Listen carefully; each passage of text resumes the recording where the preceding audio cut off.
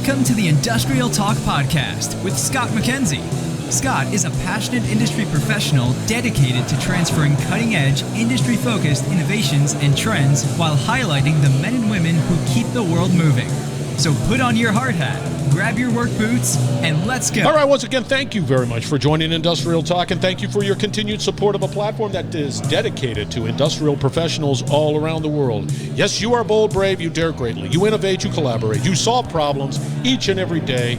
That is why you make this world a better place. You unsung hero of industry, that's you. Thank you for what you do.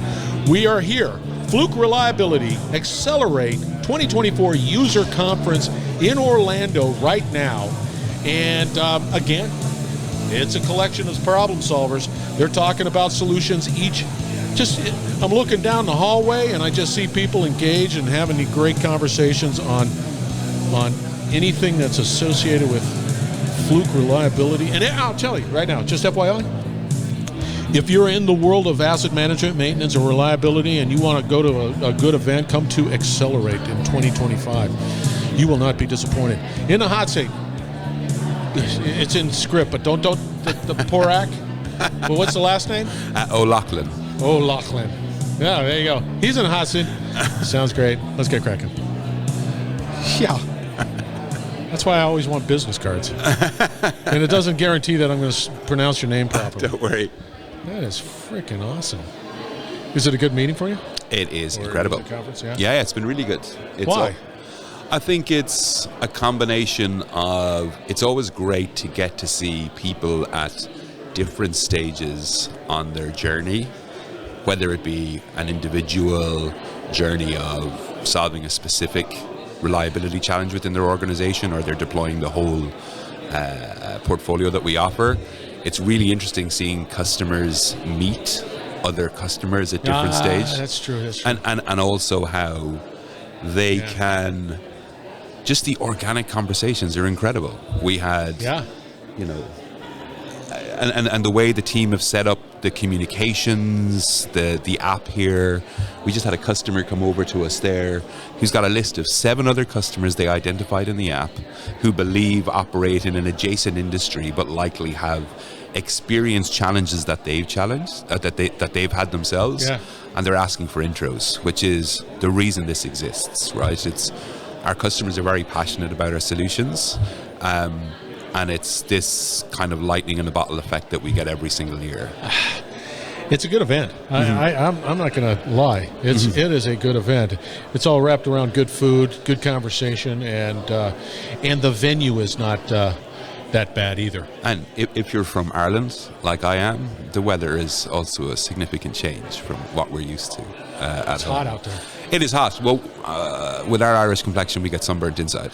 So it's nice to come over for a few days. Scottish complexion here, and cancer is in my family, sadly, but it's all about it. Yeah. All right. Before we get into that conversation, Paraic, let's give us a Paraic. Paraic is great. Is it Paraic or Paraic? Like a dog's paw and Rick. Paraic. Paraic. Yeah. Yeah, there you go. Just correct me if I'm wrong. Yeah. It doesn't matter. And give us a little background on who you are and where you come from. Yeah. I am the Vice President for International Sales for Fluke Reliability, mainly responsible for our software solutions outside of the Americas, as well as our total connected reliability portfolio for Northern Europe. So my background is in enterprise software, and I joined a tiny little startup called Emaint in 2014. Yeah, I've been around for a while. This space, these wrinkles aren't there for nothing. Yeah, and there's no wrinkles.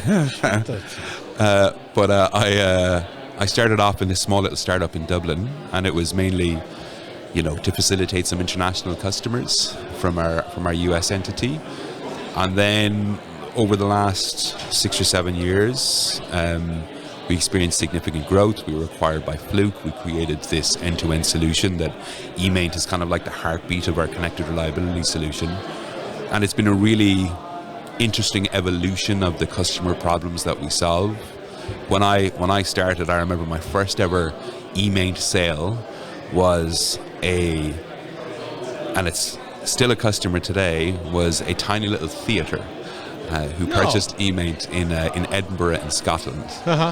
And when I look at, we have customers today who are deploying Emaint as an enterprise solution across 80 sites. And so seeing that journey, especially since we launched our X5 solution, is inspiring. And so I think we've seen Emaint evolve from, and it's probably more of an industry trend, the CMMS/EAM/CAFM, whatever terminology is used. It's evolved from being a plant level solution to a group-wide deployed solution. And it's incredible to see some of the stakeholders here who are not just solving plant level problems with the maintenance management software, but they're solving organizational issues by deploying a standard work management process, helps them get better margins, see what's going on a daily basis across all of their sites. Is it user friendly? Yeah, I think it's because with any piece of software today, we have amazing technology on our smartphones. We can get the information that we need in 2 clicks. So we have to demand the same standards of ourselves. We have technicians who are performing mission critical work on a site level. They need to be able to do it safe, effectively, and quickly. And we have executives who need to be able to see critical KPIs that determine the success of their business. And in order for that to be effective and to make sure that each person who's part of the EAM flow, it has to be easy to use. They have to get the data that they need in 2 clicks or less. And that's a testament to a lot of our development team who built an amazing product, and our customers who've helped guide us along the way. Anymore. I always, there was a time when even 1 click would be, just too much. Like that's how we've evolved, and I think you're right. It's because it's a factor of our smartphones and how user and that's it. Scroll up, tap it with my thumb. That's exactly correct. There it is. Yeah. So. Take us through there's scuttlebutt, there's talk about X4 going to X5 and all of the things that are taking place with that transition. Why is it important for somebody that's on the X4 going to an X5? I think, it's a large question. I think it probably depends on what part of the journey the customer is on. Both the X4 and the X5 solutions are highly effective pieces of technology, have very high net promoter scores with our customers. X4 is obviously, for a lot of our customers, it's what they fell in love with. And I think as softwares normally have a natural progression, it allows us to deploy more modern technology to delight our customers even more, which is where we've landed with the X5 solution. We've set up a migration path that allows customers to follow the speed that they want to go at. So we have some customers who see some capability within X5 that they love. We can provide an accelerated migration path for those customers. For customers who maybe have to go through a change management process, we can support them through that process, but maybe their migration path will be a little bit longer.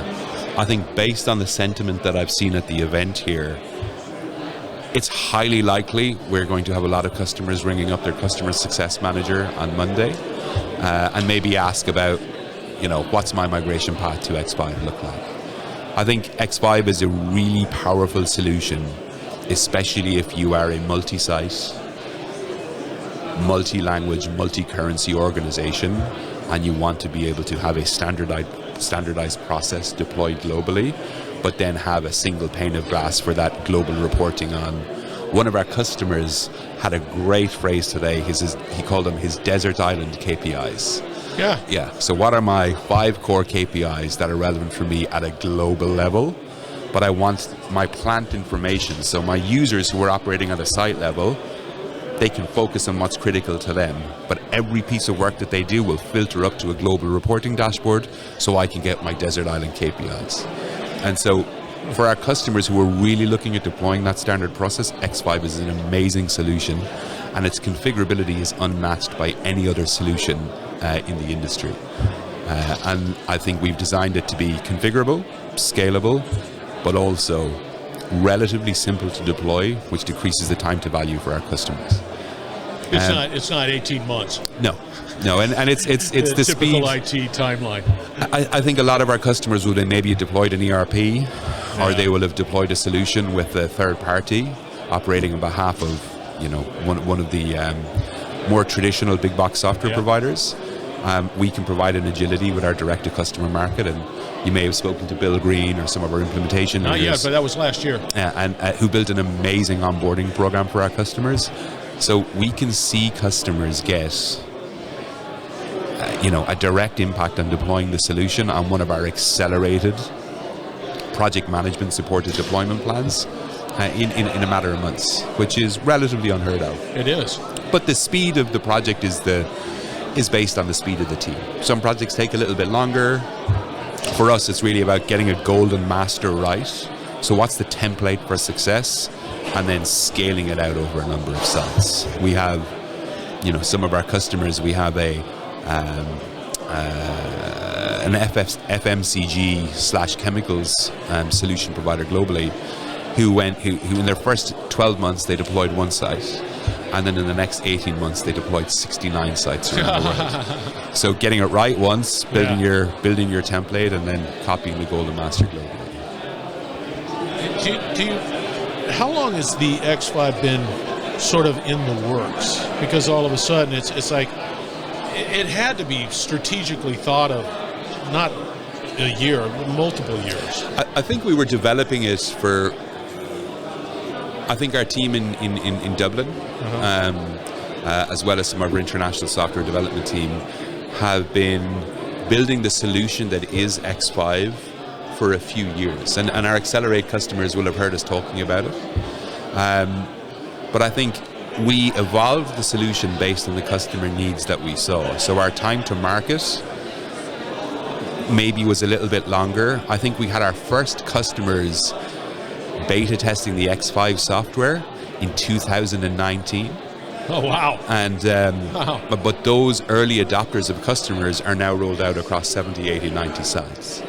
And so we had some great partners earlier on, and some of them were X4 customers who took a jump and moved up to the more expanded solution. It's great. Some of these customers are here today. We get to meet them every year. You get to see them on the next stage of their journey, and obviously they're happy with the solution because they deploy it to more sites. Some of them move companies and then bring Emaint to their new companies as well, which is the best rubber stamp that you can see. What is the major difference between an X5, X4, just in generally speaking, just the major difference? I think X5, the functionality at a base level is work order management, inventory management, right? The beating heart of your work execution in a plant. I think X5 is designed to fulfill a more international multi-site and enterprise solution. And then I think there is you've also got the benefit of technology. Like we all know Moore's Law about technology getting faster, smaller, quicker every couple of years. So the infrastructure in which we're able to build X5 on means that the technology available today versus the technology available when we built X4 allows us to make a more responsive, more scalable solution. And then there's quality of life stuff. You can do really cool stuff with a drag and drop scheduler. You've got amazing workflow manager. You can see the really rich reports and dashboards that customers can get because we have access to build on that technology. How do you take Azima? How are you integrating that into your platform, your Emaint platform?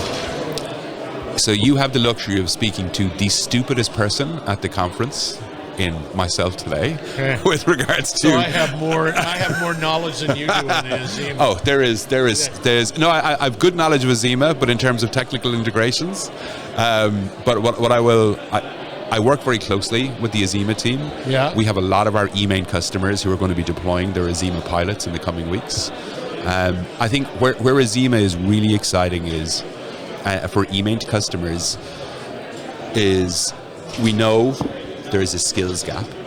Yeah. We know the criticality of getting ahead of failures on our critical equipment. Our Azima solution allows us to deliver work to technicians. I'm speaking from an Emaint perspective. Yeah.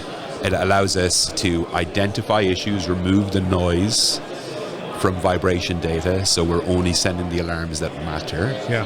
And from a work execution perspective, we can then deliver that work in Emaint to the end customer.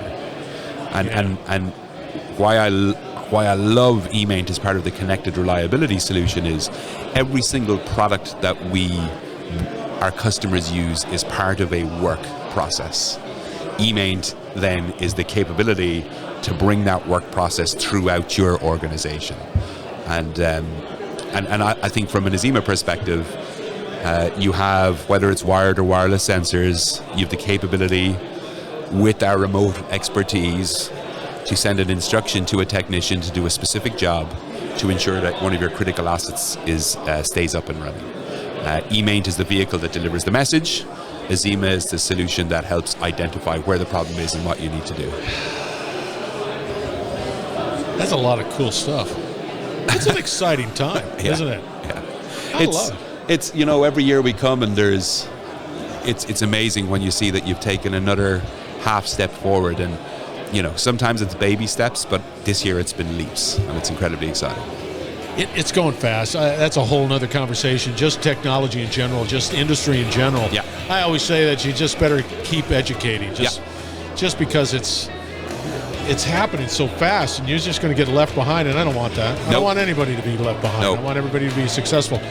How do they get a hold of you? Catch me on LinkedIn, Paraic O'Lochlainn on LinkedIn.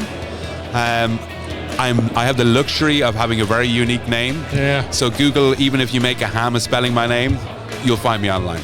Yeah, I'll just get the first name per out. Son of a gun. Excellent job. All right. We're going to have all the contact information for Paraic Industrial Talk.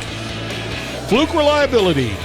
This is Xcelerate 2024. We are in Orlando, Florida. It is great. As you can tell by the buzz in the background, people are happening, walking around, and having conversations. It is a great event. Make sure that you put this on your calendar for next year. All right, we're going to wrap it up on the other side. Stay tuned. We will be right back. You're listening to the Industrial Talk Podcast Network.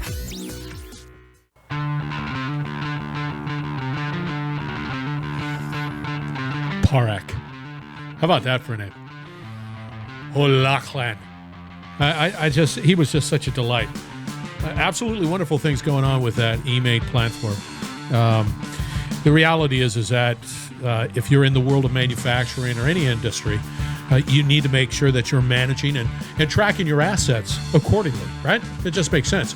And it makes sense to have a platform that is user-friendly, easily approached, to get the information that you need to make those strategic decisions on your operations. Right there. We're going to have all the contact information for Paraic out in Industrial Talk, as we always do.